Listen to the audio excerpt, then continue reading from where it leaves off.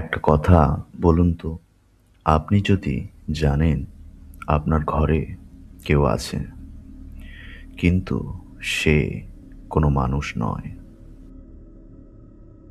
এই ভিডিওটা ভয় দেখানোর জন্য নয়, এই ভিডিওটা প্রশ্ন তোলার জন্য।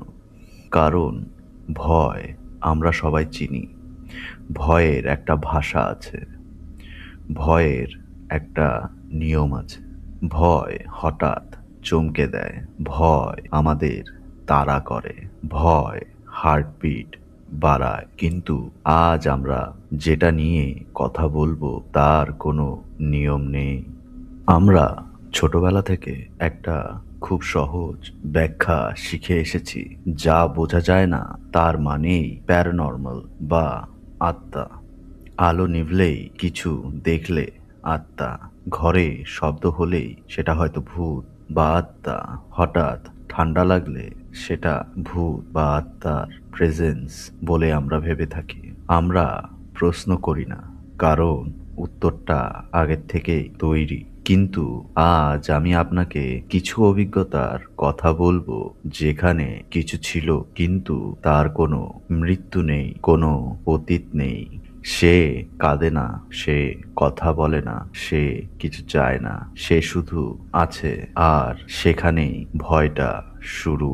আমরা যদি আত্মার কথা বলি, তাহলে একটা জিনিস পরিষ্কার থাকে, আত্মার একটা উদ্দেশ্য থাকে। সে ভয় দেখায়, সে হয়তো কিছু আমাদের থেকে চায়, সে ইশারা করে, সে যোগাযোগ করতে চায় আমাদের সাথে। আত্মা মানে অসম্পূর্ণ গল্প, আত্মা মানে শেষ না হওয়া আবেগ। কিন্তু এমন অনেক কেস আছে যেখানে উপস্থিতি আছে কিন্তু কোনো ইন্টেন্ট নেই। ধরুন রাতে হঠাৎ আপনার ঘুম ভাঙলো এবং চোখ খুলে আপনি দেখতে পেলেন কেউ আপনার মাথার কাছে বা পায়ের কাছে দাঁড়িয়ে আছে, কিন্তু সে এগোচ্ছে না, সে পিছিয়েও যাচ্ছে না, কিন্তু সে শুধু দাঁড়িয়ে আছে। এখানে একটা জিনিস খেয়াল করুন, আপনি ভয় পাচ্ছেন কিন্তু সে আপনাকে ভয় দেখাচ্ছে না। আপনার শরীর রিয়্যাক্ট করছে কিন্তু তার দিক থেকে কোনো অ্যাকশন নেই। এখন নিজেকে প্রশ্ন করুন, যদি এটা আত্মা হয় তাহলে সে কি চায়? উত্তরটা অস্বস্তিকর, সে কিছুই চায় না। আর মানুষের মস্তিষ্ক কারণ ছাড়া কিছু থাকা এই ধারণাটা সহ্য করতে পারে না। আমরা কারণ খুঁজি, উদ্দেশ্য খুঁজি, ক্লোজার খুঁজি, কিন্তু এখানে কিছুই নেই। এই উপস্থিতি আপনাকে তাড়া করে না, এই উপস্থিতি আপনাকে স্পর্শ করে না, আপনার দিকে এগিয়েও আসে না। তবুও আপনি জানেন আপনি একা নন। এটাই ভয় নয়, এটা ডিসকমফোর্ট। কারণ ভয় হলে আপনি পালাতে পারেন, কিন্তু এটা হলে আপনি জানেন না কোথা থেকে পালাবেন।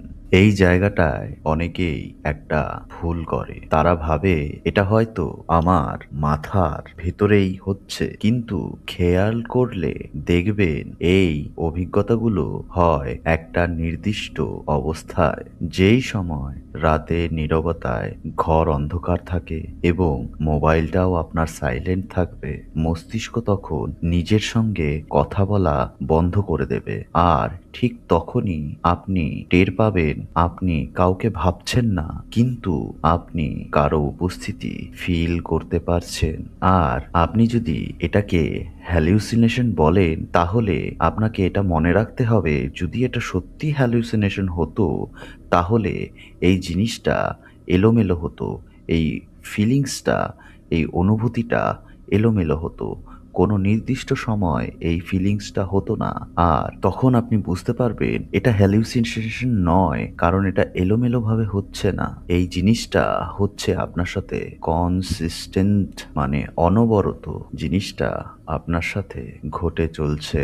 একই জায়গায় দাঁড়ানো, একই দূরত্বে, একই নীরবতায়। এটা ভয় দেখানোর প্যাটার্ন না, এটা অবজারভেশন এর প্যাটার্ন। এই পার্থক্যটা বোঝা জরুরি, কারণ ভয়কে চিনলে আপনি ভয় সামলাতে পারেন, কিন্তু নজর নজর সবসময় শান্ত থাকে।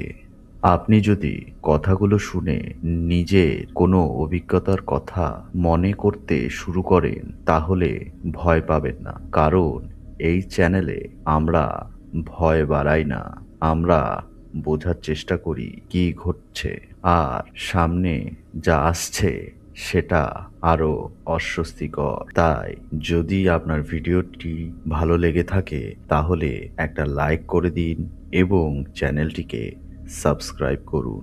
কারণ এখন আমরা কথা বলবো এমন একটা সত্তাদের নিয়ে যারা কখনো চমকে দেয় না, কখনো শব্দ করে না, কখনো ধরা পড়ে না, তারা শুধু দেখে এবং অবজার্ভ করে। মানুষ যখন কোনো কিছু বুঝতে পারে না তখন প্রথম কাজটা করে কি জানেন? নাম ধরে ডাকে। কারণ নাম ধরে ডাকলে মস্তিষ্ক কিছুটা স্বস্তি পায়। এই সত্তাগুলোর ক্ষেত্রেও একটা নাম ব্যবহার করা হয়, ওয়াচার এন্টিটিস।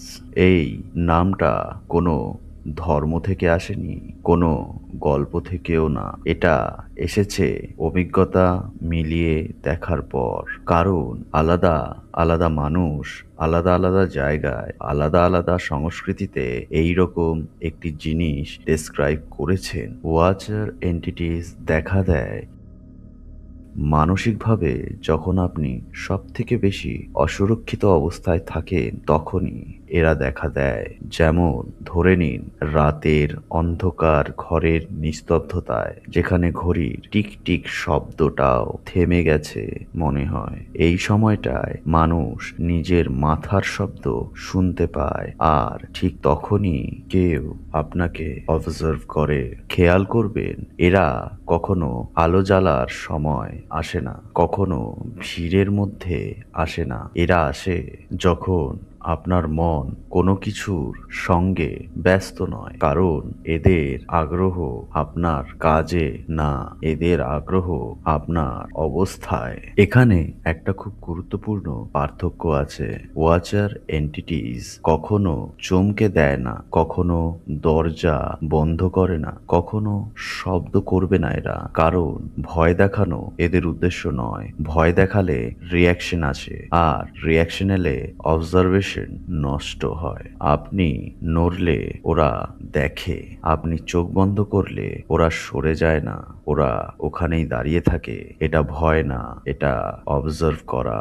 অনেকেই বলে আমি কিছু শুনিনি। ঠিক তাই, ওয়াচার এন্টিটিস দের সবচেয়ে বড় বৈশিষ্ট্যই হলো নীরবতা। কারণ শব্দ হলে মানুষ অ্যালার্ট হয়ে যায় আর নীরবতা থাকলে মানুষ ভাবতে শুরু করে আর ভাবনার মাঝখানে উপস্থিতি আরো পরিষ্কার হয়। এই সত্তাগুলো আপনার কল্পনার উপর ভর করে না, ওরা আপনার মনকে ফাঁকা রাখে।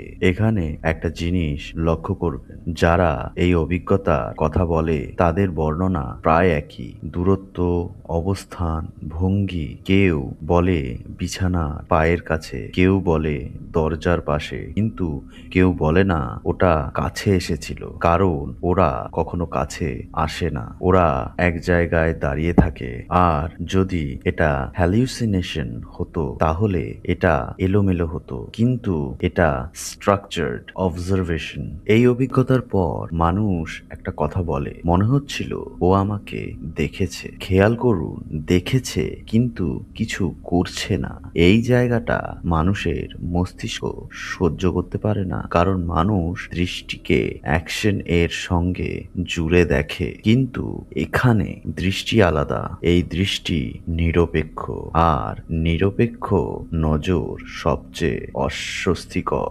এই পার্টটার সবচেয়ে বড় শিক্ষা একটাই, সব উপস্থিতি আপনাকে ক্ষতি করার জন্য আসে না, কিছু উপস্থিতি শুধু থেকে যায়। আপনি যদি এটাকে ভয় ভেবে রিয়াক্ট করেন আপনি নিজেই অভিজ্ঞতাটা বাড়াবেন, আর যদি এটাকে অবজার্ভ হিসাবে চিনতে পারেন তাহলে আপনি কন্ট্রোল ফেরত পাবেন। এই মুহূর্তে আপনি যদি ভাবেন এই অভিজ্ঞতা আমারও হয়েছে তাহলে আপনি একা নন। এই চ্যানেলে আমরা সবাই একাকিত্বটাই ভাঙতে চাই। যদি যদি আপনার এই ভিডিওটি ভালো লেগে থাকে তাহলে লাইক করুন, কমেন্ট করুন এবং চ্যানেলটিকে সাবস্ক্রাইব করুন। আর ভিডিওটিকে শেয়ার করুন তাদের কাছে যাদের এই ভিডিওটি শোনা দরকার।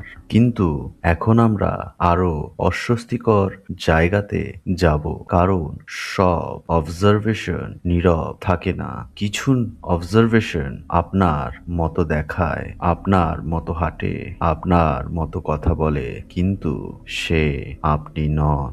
এই অভিজ্ঞতার শুরুটা কখনো ভয়ঙ্কর হয় না, বরং খুব সাধারণ। কেউ বলে, আমি তো তোমাকে একটু আগেই দেখলাম। আপনি হাসেন, ভুল বোঝাবুঝি ভাবেন। কারণ ভয় হলে আমরা প্রথমেই ভয় ধরি না, আমরা যুক্তি ধরি, আমরা যুক্তি খুঁজি।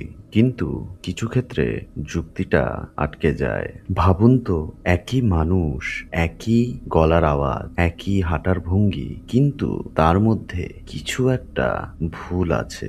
সে চোখে চোখ রেখে কথা বলতে পারে না, সে একই কথা দুবার বলবে, সে নাম ধরে ডাকতে চায় না বা ডাকে না। খেয়াল করবেন, নামটা সবসময় এড়িয়ে যায়, কারণ নাম মানুষকে নির্দিষ্ট করে, আর এই উপস্থিতি নির্দিষ্ট হতে চায় না।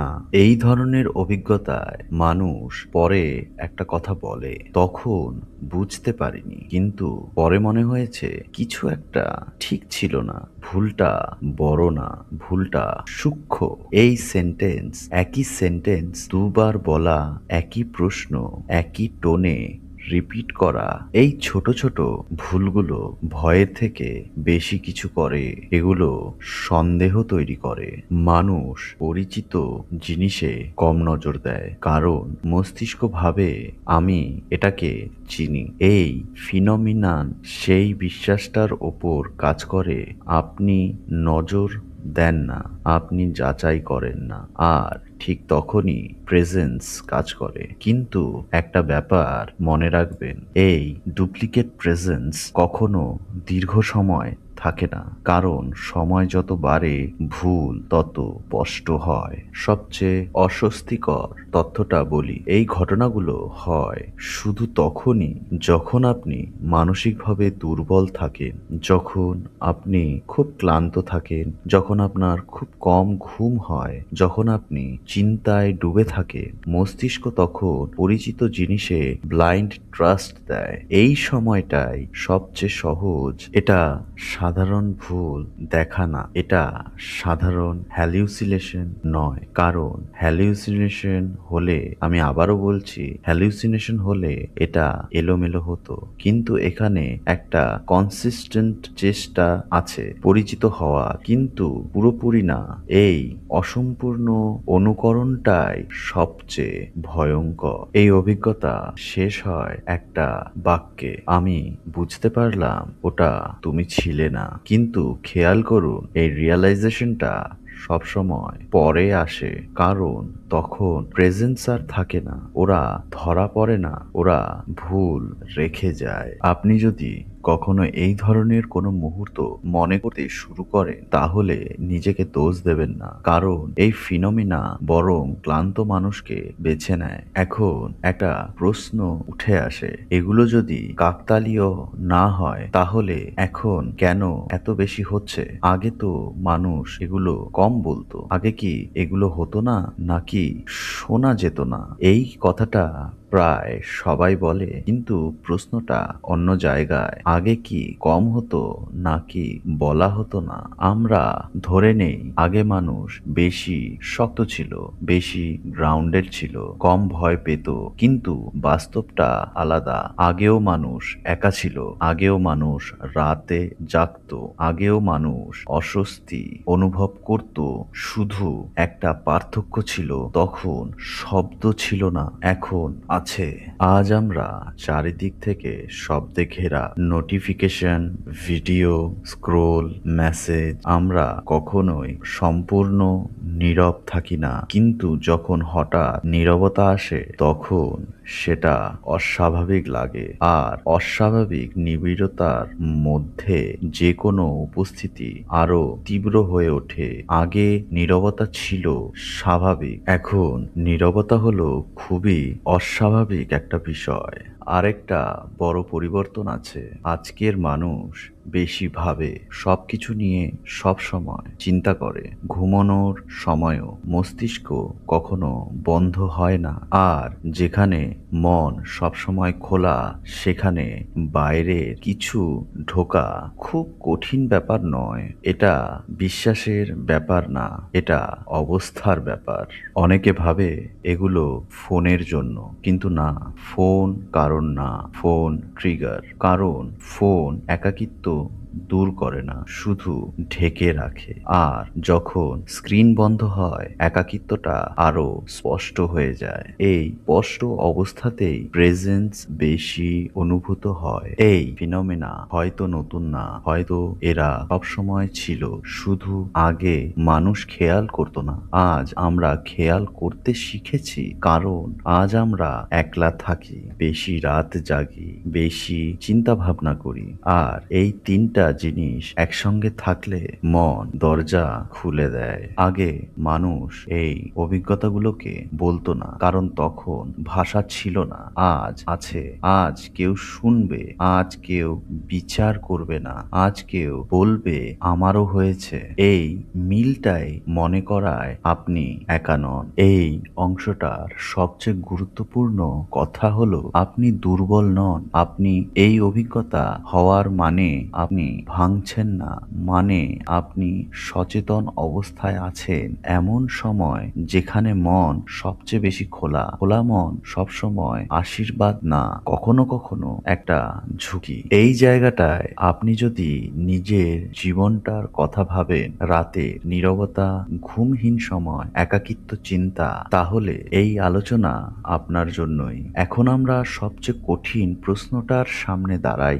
যদি সব অদ্ভুত সত্তা মৃত মানুষ না হয়, তাহলে তারা কি? এই প্রশ্নটা আমরা ইচ্ছা করেই এড়িয়ে যাই, কারণ ভূত হলে আমাদের প্রস্তুত গল্প আছে, মৃত্যু, অসম্পূর্ণতা, মুক্তি। কিন্তু যদি এগুলো মৃত মানুষ না হয়, তাহলে কোনো পরিচিত কাঠামো থাকে না। পৃথিবীর প্রায় সব সংস্কৃতিতে একটা লাইন পাওয়া যায়, শব্দ আলাদা হলেও অর্থটা কিন্তু একই। আমাদের আগেও কেউ ছিল, কেউ বলতে পুরনো বাসিন্দা, কেউ বলতে যারা যায়নি, কিন্তু লক্ষ্য করুন, কোথাও বলেনি ওরা মারা গেছে। এই বিষয়ে একটা ধারণা আছে, চূড়ান্ত উত্তর না, শুধু ব্যাখ্যার চেষ্টা। এই জায়গাটা শুধু আমাদের না, একই ঘর, একই করিডোর, একই রাত, কিন্তু ভিন্ন স্তর।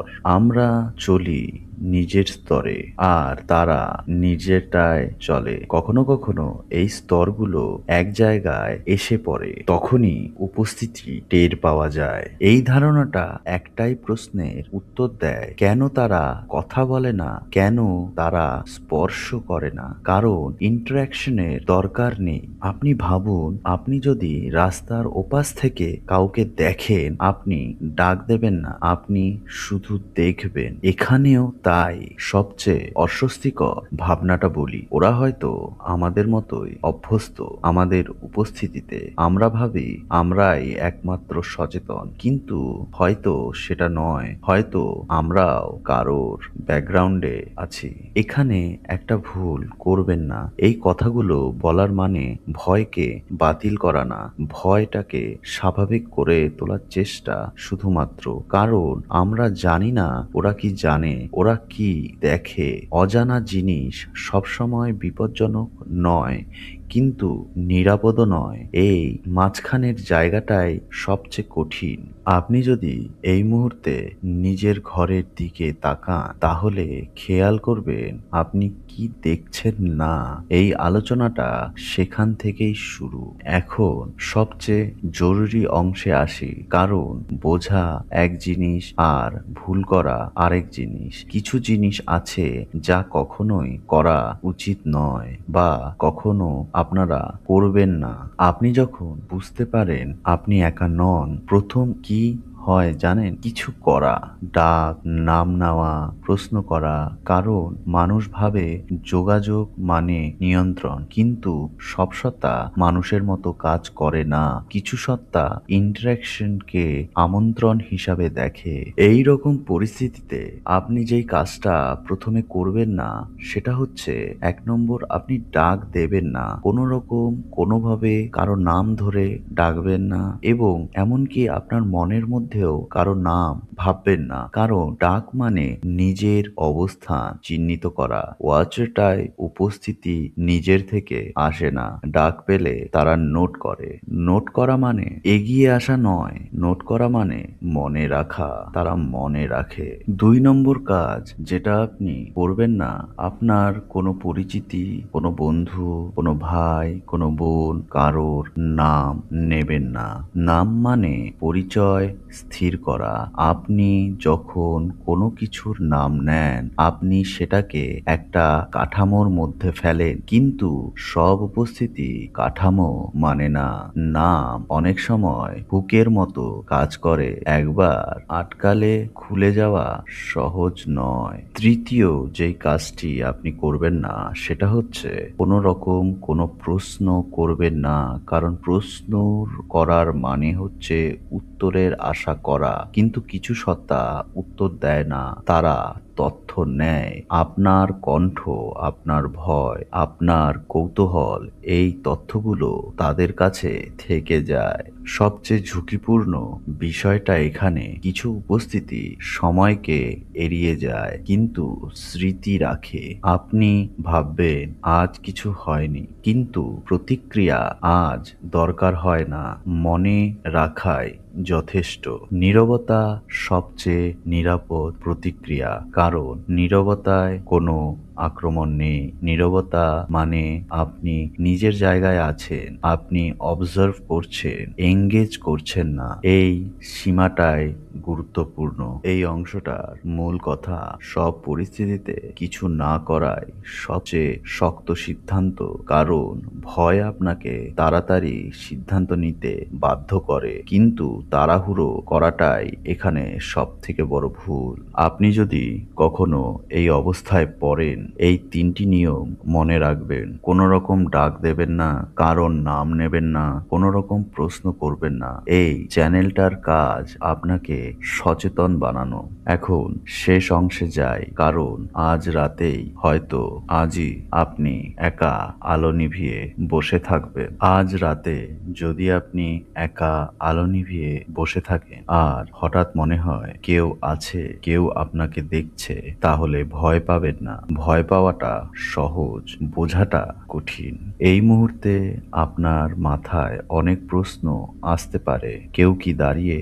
কেউ কি দেখছে, কেউ কি কাছে আসবে? কিন্তু একটা প্রশ্ন সবচেয়ে গুরুত্বপূর্ণ, ওটা কি ধরনের উপস্থিতি? কারণ সব অদৃশ্য জিনিস মৃত মানুষের আত্মা নয়। কিছু জিনিস কথা বলে না, চায় না, আক্রমণও করে না, তারা শুধু থাকে। এই জায়গাটায় অনেকেই চায় একটা পরিষ্কার উত্তর, কিন্তু আজকের আলোচনায় আমরা সেটাই দেইনি। কারণ সব প্রশ্নের উত্তর থাকা জরুরি না। কিছু প্রশ্ন শুধু খোলা রাখা দরকার। খোলা প্রশ্ন মনকে সতর্ক রাখে, আর সতর্ক মন সবচেয়ে নিরাপদ। হয়তো এই পৃথিবীটা শুধু আমাদের না, হয়তো আমরা সবসময় শেয়ার করছি আমাদের ঘর, রাত, নীরবতা, কিন্তু সেটা মানেই আমরা অসহায় তা নয়। মানে আমরা একাই সবসময় নয়।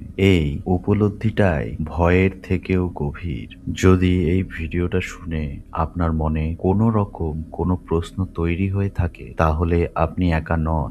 আর এই ভিডিওটা শুনে আপনার যদি ভালো লেগে থাকে, তাহলে ভিডিওটাতে একটা লাইক দিন, কমেন্ট করুন এবং চ্যানেলটিকে সাবস্ক্রাইব করুন। আমাদের পাশে থাকুন, কারণ পরের এপিসোডে আমরা কথা বলবো কেন কিছু ঘরে মানুষ থাকতে পারে না। ততক্ষণ পর্যন্ত শুনে যান, ভাবতে থাকুন, আর মনে রাখবেন সব নীরবতা ফাঁকা নয়।